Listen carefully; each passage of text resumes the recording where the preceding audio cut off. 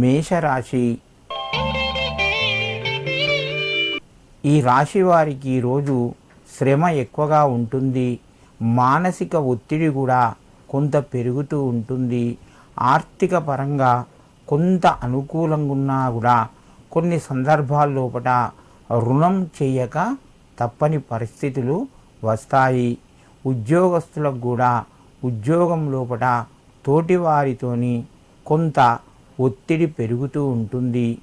నూతన ప్రయత్నాలు కొంతవరకు ఫలిస్తాయి.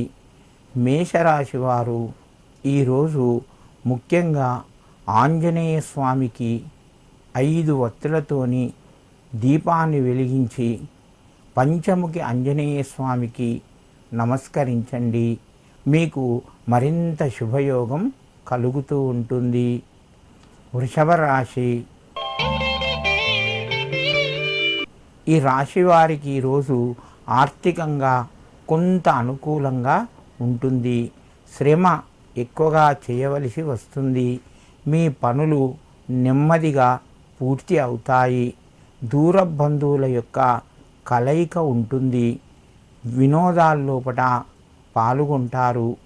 ముఖ్యంగా మీకు రావలసినటువంటి ధనపరంగా కొంత మొత్తము ఈరోజు మీ చేతికి వస్తుంది.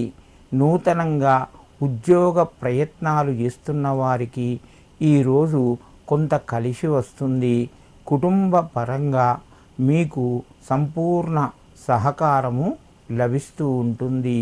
వృషభ రాశి వారు ఈరోజు ఆంజనేయ స్వామికి తమలపాకులు సమర్పించండి. మీకు మరింత శుభయోగం కలుగుతూ ఉంటుంది. మిథున రాశి.